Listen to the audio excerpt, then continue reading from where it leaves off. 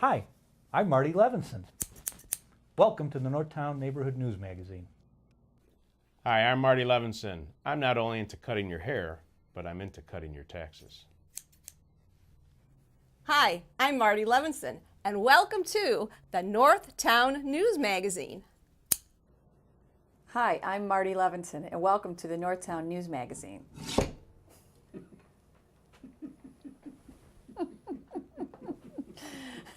For the identity of the real Marty Levinson, please stay tuned for the Northtown News Magazine.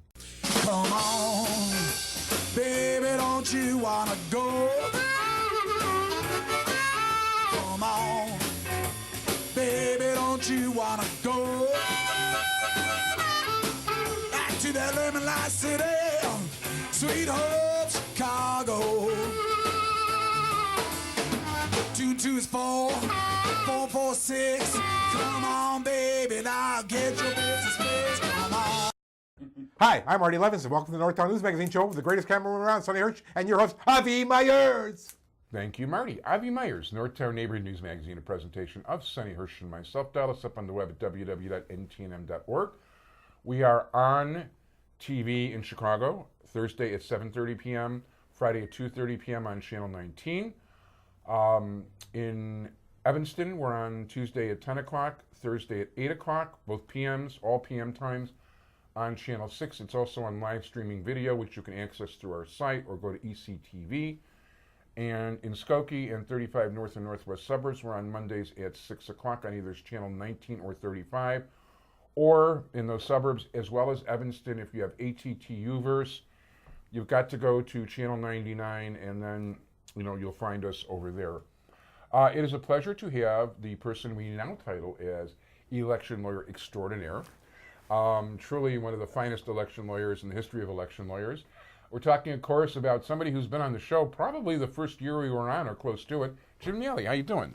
It's great to be back, Avi. I'm putting that on my business card, by the way. You should. You absolutely should. And you know what? It's funny. We talk a little. I usually don't talk to guests at all on prearranged topics. And of course, the first thing I want to lead with is a topic we didn't discuss. So you know what? Let's talk for a minute, because he's left public life, about Terry O'Brien. Well, Terry retired November the 30th after 24 years at the Water Reclamation District.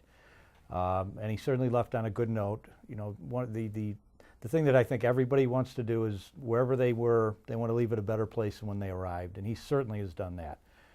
The water rec, as Terry leaves the presidency, AAA bond rating, which is unheard of by any public agency these days. There have been no layoffs, no furlough days. There's been simply attrition in terms of keeping the budget in line there. And I think the most significant thing, Avi, Terry, prior to leaving, undertook on his own to go down to Springfield and get legislation passed so that the pension plan for the Water Reclamation District is solvent. And as you know, the biggest issue nationally, on the federal level, on the state level, on the local level, are public pensions right now. That's all everybody's been talking about for the last year or two. And certainly where the economy is gone, everybody's talking about the fact that these pensions are in dire straits in terms of funding.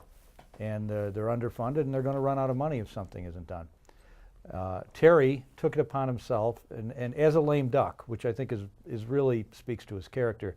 This is a tough issue that nobody has had a lot of success in tackling.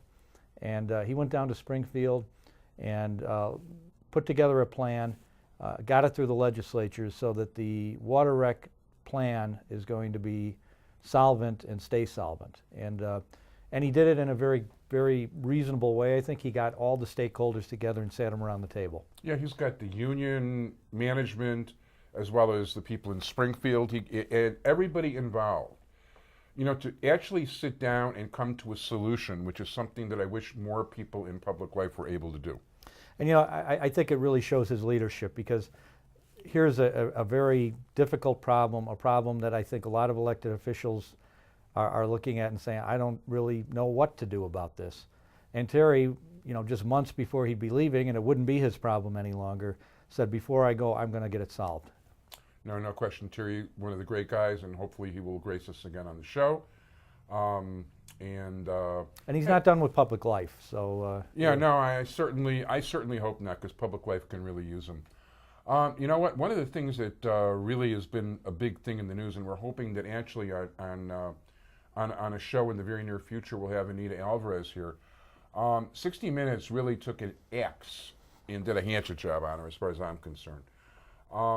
What basically, for those of you who haven't seen it, they talked to her about a number of cases that happened before she became state's attorney. In many cases, maybe 15 years before she was state's attorney, and certainly many years before that, and wanted to criticize her for because they had a certain understanding of DNA evidence on 60 Minutes.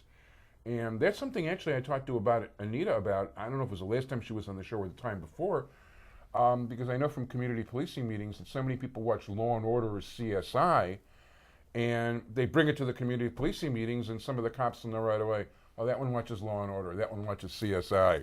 But none of that has anything to do with reality. You know, as if they're going to let you be the lead, besides for being the crime lab person, as if they're going to let you be the lead investigator, carry a gun, and, you know, go about all this good stuff. But, you know, just because somebody's DNA is in a certain place doesn't necessarily mean that, you know, that person committed a crime, or because a person's DNA wasn't there doesn't mean they didn't. You know, it doesn't, just because there's DNA, people say, oh, DNA, and DNA is everything. You know, it's in my DNA. It's no longer do I have a conscience, this, that, or the other thing. It's like, oh, if I acted badly, it's my DNA. You know, like the old Flip Wilson, the devil made me do it. But no, you know what? People are responsible for their own actions. Anyway, did you watch the whole thing? I did not. I did hear about it after the fact, and I did see excerpts and read about it. And I think it was very unfair, and I think that it was an example of ambush journalism, where clearly there was some sort of preconceived notion of where they wanted to take that story. And they asked questions in a way that, you know, they could come back later and fit into that. But in terms of the context of when they're actually questioning her, she was giving good, solid answers. You know, first of all, as you talk about, Avi, a lot of the things they were talking to her about were cases that were not cases that came up while she was state's attorney. And she was addressing the question in a general way, saying, you know, that wasn't something that happened during my tenure, but here's what the facts were. I think you have to look at a couple things. First of all, science has changed. And the science that was available to law enforcement 15 years ago or 20 years ago is very different than the science we have now. Secondly, I think that, as you point out, people watch these television programs, and it makes it appear in a 1 hour, from start to finish, a crime is committed and it's solved, and it's all solved because there's some sort of scientific DNA evidence that leads them to the culprit. DNA is evidence, but it's one piece of evidence. And evidence is a cumulative thing in any case. You have DNA, but you have eyewitness evidence. You have other circumstantial evidence. You have you know, physical evidence besides the DNA. So the idea that anybody should rely on any one piece of evidence, whether it be an eyewitness account or a DNA test or some physical evidence found at the scene, all of that is part of the evidence that may prove or disprove who the person was who committed the crime. But you can't just take one piece of it and isolate it and say, well, the DNA shows that this person wasn't there, or the DNA shows that this person was there. There are other factors in every single case, and I don't even practice criminal law, but I know enough of it from having attended law school and knowing a lot of people who do practice criminal law. The evidence is a cumulative thing, and there are many different pieces of that puzzle before you solve it. And I think the approach that the television program took with her was very unfair. They recorded the interview 2 or 3 months ago. They edited it in a way to fit whatever the premise was that they were trying to get to. But by the same token, I think terribly misrepresented what she said there. Yeah, now let me ask you, isn't it possible that a person could be someplace and leave absolutely no DNA trace? That's certainly possible, and it's certainly possible that somebody wasn't present at the crime. There could be a crime committed on a street corner, and a cigarette butt is found on the street corner. Well, somebody could have dropped that cigarette butt 4 hours earlier as they were walking down the street. Does that necessarily mean if they find the DNA there that that's the person who committed the crime? No. Yeah, by the same token, too, we're it's not a question of stretching it or not stretching it. Just because DNA is there for something or another doesn't absolutely make sure positively that this person is guilty of this and this person is guilty of that. If somebody wanted to, they could get a DNA sample from somebody and actually put it, place it somewhere in a location so it would seem that they were actually there. I mean, there's a million angles you can look at. Well, like I said, DNA, it is scientific evidence. It's one piece of evidence among many in any situation that has to be looked at. And it's not the eureka moment because the DNA evidence indicates something. Any good police officer, any good investigator, any good prosecuting attorney is going to tell you, you're going to look at all the evidence. You're not going to look at any single piece and say, based on that, I'm going to do something. For those of us who are pro-Israel people, you guys will understand what I'm saying, and to the rest of you, it's like 60 Minutes isn't always right. And I've seen them do some real hatchet jobs on Israel that have no basis in fact, and they haven't even gone back. I mean, they will show pictures of something that didn't even occur at that time. They will take pictures at times that are years old and misrepresent them. I don't know if I'm not saying that they're necessarily doing it on purpose. What I'm saying is that they're not always as thorough as they can be, and they are very capable of jumping to conclusions. Well, we both know Anita Alvarez. Anita was just reelected overwhelmingly by the voters, so she must be doing something right in running her office. And what I do know about her is she is constantly being asked to address, professional groups by other prosecutors throughout the country. People respect her. They respect the work that her office does. Her peers certainly know her to be an extremely talented and competent state's attorney. And, it's unfortunate that sometimes to get ratings, some of these television shows will take something like that and put it in a false light. Well, we've both seen that before too, unfortunately. Maybe not quite as heinous as this on national TV. I mean, this is really like CBS. You guys really reek for this one. In terms of, Anita Alvarez, lost my train of thought. Sorry about that. People, I was reading Rich Miller, Capital Facts, and I was looking at the reaction of people, and I think it was something like 47-3 against her, which really I found nauseous. And Rich Miller dug in on her, Eric Zorn dug in on her, and some of the comments from people were ridiculous. When they talk about her as a machine hack, she ran without the support of a single committeeman. That's right. She was a career prosecutor in that office. She had never held political office or sought political office before she ran for state's attorney. Yeah, and she didn't go out to raise money either. Her husband bankrolled her campaign. She didn't have to be beholden to private investors that first time out. And she did not behold, and nobody even thought for a second to even try to run against her. This time around, I think the organization found we're just going to, endorse her. She was unopposed in the Democratic primary. Obviously, if there was a feeling she was not doing anything but an excellent job, somebody would have run. She had token opposition in the general election. So that really tells you that the people who know looked at the way she conducts that office and say, you know what, she's doing an excellent job, and there's no way we're going to oust her from office because we don't have any issue with her. Yeah, it even spilled over on my Facebook page yesterday. Where I had people writing in, and I'm not going to mention their names. They wanted they wanted me to rip her apart, or they were talking how bad what she was doing was, and they were one of the people was talking about they've heard this report from people in the state's attorney's office. I've talked to a lot of people in the state's attorney's office and people that deal with the state's attorney's office and judges and things about the conduct in the office, and the worst things that I've heard about her, which aren't that bad, is that some people had homes in certain areas, and when she became state's attorney, she moved into a different courthouse. There's also complaints that they're not providing as many services as they used to, but they had, about a 20% cut in personnel from the county. Well, you know what, we're talking about this now a matter of a few days after the story. I think it's one of these stories that's going to be a blip on the radar because, you evaluate everybody on their body of work and, their experience from start to finish. And this, I think, is going to turn out to be a whole lot of nothing. She's a quality person. I want to tell you, it's like she's one of the few politicians you can actually look at her eye and know that she's telling you the truth, and she's got a good, warm, honest heart. with the toughness and knowledge to be a decent state's attorney. And I hear almost nothing but good things about her from everybody. And she's just not that kind of person. We both know her. She just plain isn't. Plus, she's got one of the best. She's got one of the best, most open staffs I've ever dealt with. With people like Sally Daly Hunt and Mark Kirk. Those are terrific people. Dan Kirk. Dan Kirk. I keep doing that. I'm sorry.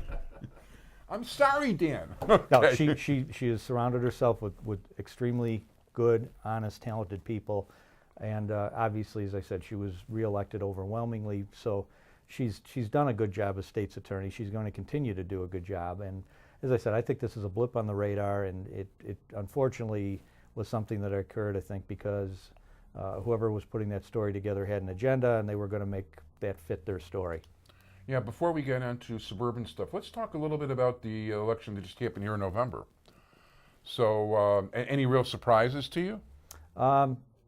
No. The Derek Smith election, I think, surprised some people only because you had somebody who had been indicted for alleged bribery, had been ousted by his colleagues from his current term in the House, and still managed to get reelected. And I was a little surprised at that, only because I also know the candidate who ran against him, Lance Tyson, and Lance was a really, really qualified candidate. And if you were measuring qualifications, it should have been a no-brainer in his favor. Lance is a good guy, there's no question about it. But I got to tell you, and I'm not going to, I told you so, but I guess I kind of meant by saying this. When everybody talked about you got to vote for Derek Smith in the primary, I understood that the other Democrat was not really a Democrat and was really a Republican. But the fact of the matter is, when you're really telling people in the first place, you got to vote for the crook. If he is a crook, alleged crook, I should say that. He hasn't been convicted by any means. And you know what? He deserves a certain amount of respect just from that. I don't like that they can throw a guy out for just being indicted. Frankly, that's a bit much to me. But the fact is, still in all, when you know the situation, and it seems the evidence is pretty clear, sorry, Derek, that the wrong things did happen. Well, and what happened in the House, Avi, was that they did bring evidence, from the indictment and put that out there, and he chose, I think wisely, he has a good counsel, he has good lawyers, he chose not to refute that evidence in that forum, but rather wait until the criminal proceedings are underway. But, so that the House really, they had some evidence that supported the idea that he ought to be removed, and he really didn't put on a defense to it. So in those circumstances, it did make sense to me why, the ouster took place. No, I understand. I'll still say, though, that I think they got what they deserved, those guys. And those are friends of mine, too, and people I respect in part. Not all of them, not all the ward community, but some of them. But you know what? By pushing them in the primary, they deserve this in the fall. I could almost see it coming at that time. And like I've said before on this show on more than one occasion, if this were the NFL, I'd want to dock those committeemen a draft choice, or in this case, a state representative, and not to mention lose their first-round draft pick, and Roger Goodell ought to fine them more than he fined the New Orleans Saints players, which did get rescinded. Yeah, well, that was an interesting election. Most of the other elections, at least in the state of Illinois, were pretty much as expected. With the remap, there were even certain districts that had incumbent Republican congressmen, but obviously with the remap, the way it was done, that more Democratic voters were switched into these districts. It also wasn't surprising that a number of those incumbent Republicans lost their reelection bids because the demographics of the district had changed. I'll tell you, the election that made me the saddest in Illinois was actually Ari Friedman losing. And I'll give a close second to Jonathan Greenberg. But Ari is such a great guy. He would have made such a terrific state senator, Democrat, Republican. I mean, he's a public-spirited guy. The guy's a real champion, a real winner. And this state would be a better place if he was in public office. But then again, if you take a look at the way this state rates right now, they raised the income tax 67%, and our indebtedness goes from $83 billion on the pension to $95 billion the next year. Well, I mean, as we talked about earlier with Terry O'Brien, this pension plan is something that is affecting every single government body in the state, and nationally as well. And it's really a major problem, and every government agency is going to have to deal with it because the money just isn't there. Yeah, no, it's really about time that Springfield started to do something about it. I mean, something realistic, not, they always pass reform legislation that winds up giving Madigan more power and Cullerton more power and takes power away from this, that, or the other thing, and it's not really reform legislation. Well, there is some talk with the session in January before the new legislature is inaugurated that there may be some movement there. So that might happen. Yeah, I just saw Elaine Niekritz on Chicago Tonight not Chicago Tonight in the last, matter of fact, a day or two ago, and she was talking about it. She's one of the head. I don't know. I don't think she's the head of that committee. She's actually the head of the ethics committee, which was a different bone I picked with her in Jewish Chicago. Yeah, but Elaine's a thoughtful person, and it's good that people are at least proposing some things here to get the conversation started. Yeah. By the way, speaking of Ari Friedman, that was who beat him. So, no, it's not that yeah, she's got her good points. I'll say that for sure. So not in the city of Chicago, but in the suburbs, there's a large number of mayoralities. Mayoral? Thank you. Yeah, a bunch of mayors are up for re-election and election. Not to mention you've even got a congressional race where Jesse, the soon-to-be indicted Jackson Jr., won by over 60% of the vote. Now, granted, his opponent was a total joke, but you would think they might actually object to the fact that, and how could people, I think the press really gave him about the easiest time they possibly could have. Well, I don't know about that. I think, when anybody has health issues, I think it's natural that the initial reaction is, well, the person has some health issues and give them some time to get the treatment they need and get well. And that, I think, was the initial reaction. I do think the press, as time wore on, though, got tougher with him. Well, basically, I didn't make any bones about it in Jewish Chicago. I called him a faker, a fraud, a phony, and a liar. And I think that indicates I think he was faking it. Which, listen, I remember if I was too scared to go to school one day, I'd try to figure out a way to convince my mother that I was sick. Well, on the other hand, if what's out there is accurate about the campaign financing issues that he has, that's enough to get your head out of whack, too. And the one thing that always strikes me is the fact that he disappeared immediately after talking. He disappeared from public life the same day he had a conversation with John Boehner when Boehner told him there was going to be a very serious investigation concerning him, in Washington, concerning his, and that's not even to mention the things like the money because he was certainly one of the people on those tapes with Blagojevich. Not he himself personally, but he was one of the people that was discussed that was trying to become a senator, and there's questions about, from one of his contributors who has been talking, that he was willing to put in a large amount of money to be able to secure that for... Yeah, and what's interesting is, with this opening occurring, this is the type of a situation where, it's kind of a once every 10 years type thing, that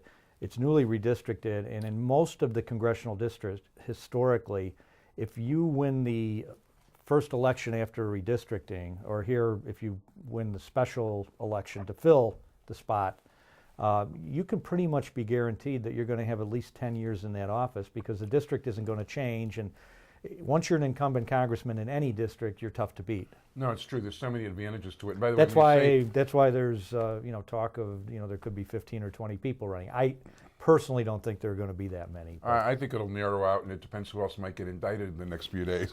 Yeah, I see a race like that. Despite all the talk, a lot of people talk about doing it. But, then you have to do the hard work of getting out there and getting your petitions and getting them on the street and getting them executed and getting everything back. And there's going to be a filing period in January. So this is all going to be done in a short period of time in what could be crummy weather, although as we speak for winter, we're enjoying a pretty nice one. Well, this is day 283 without snow. Yeah, but, day 283 could be the last one the way weather is here. So. There's going to be some separation from the people who talk and the people who actually are going to go out there and do all the nitty-gritty things you have to do to get on the ballot. Yeah, when you talk about the every 10-year syndrome, before that Mel Reynolds was indicted, and even though Gus Savage wasn't indicted, he had the worst attendance record, I think, of any congressman in the United States, not just in the state of Illinois, and also wasn't particularly a friendly guy to Jewish people, which is one of the reasons a number of Jews back, because there actually are quite a few Jews in the far south suburbs. People don't really realize. And Mel Reynolds actually is from this neighborhood. He was actually, I brought him home to meet my parents. He was president of the Student Senate at Mayfair when I was editor of the paper, and I know him very well. And no, I'm not going to tell you anything. But I tell people privately. Yeah, and the other thing you've touched on, just that's a special election, but we've got all these regular elections in the suburbs, and this is kind of the high-profile cycle in the suburbs because in 2011 there were some suburban elections, but that generally was for like trustees or aldermen, kind of an off year. The executive offices are up this cycle in all the suburban elections, so mayors and clerks and also some trustees, aldermen as well, but. The executive office, such as the mayor or village president, those offices are all up. And plus there are just a plethora of local bodies that will be up, such as library boards and park district boards and school boards. So this election cycle, there are probably more openings than almost any other election cycle if you exclude like the judicial offices in a county election. Because there are just so many governmental bodies, local governmental bodies. And these are also traditionally the lowest turnout elections. A lot of these elections, if you hit 10%, you're doing wow. 15%, 15 to 20 is probably the average. But there are some jurisdictions where, if 10% of the people come out, it's going to be a lot. Now, is this every single city in the suburbs? Just about. Just about every single one will have the municipal officers, and some places it's called the village president, the mayor, but besides that, trustees who are kind of the equivalent of aldermen are also up in many of these towns as well. So some of these jobs are actually $1 a year. Well, that's the thing. They aren't as high profile because a lot of the jobs are, they might get $100 per meeting for coming to the meeting. Some of them are unpaid, so they don't. Usually draw the same crowd of people who are looking at it in terms of a career. But it has a lot to do with what happens to everyday people because these are the elected officials are closest to people in terms of services and their tax bill. It's funny when you say that. I still remember one guy in synagogue one time. He was asking me a question about somebody in the Senate. And or he actually was overhearing conversation, and what he did is he told me, look, I don't care who's in the Senate, and I really don't care who's in the House, but I really care who the mayor is, and I really care more who my alderman is, because I care about my garbage being picked up under the old system. It's the same type of thing. These school boards, for instance, which very often are the unpaid positions, more than 60% of the property taxes go for education, be it a community college district, the high school district, the grammar school district. So if you aggregate all those taxing bodies, better than 60% of the average suburban property tax bill is going to fund education. So it's an awful lot of money, and it's also an awful lot of responsibility in terms of are there going to be good schools or mediocre schools, because that has a direct effect on people's property values. People with children want to move to towns where they know there's a good school system so that their kids are going to get a good education. No, definitely. 1 minute warning. Okay. Well, first of all, so these elections are going to happen February 26th, is it? Well, there's primaries February 26th. The bulk of them will happen April 9th. And I'm very glad that the state of Illinois the governor synced the times in the far south suburbs for the congressional election to save a considerable amount of money. That will save a lot of money on administration. Yeah, at this point I want to thank you very much, Jim Nally, election lawyer extraordinaire, and you should put it on your business card, maybe even inscribe it in the book of Nally. Anyway, we want to thank you very much for being here. I want to thank my entire technical crew, Sonny Hirsch. I hope you'll join us every single week there. I want to wish Terry all the best of luck in the world, in private industry, and hope that he does come back to the public realm sooner than later.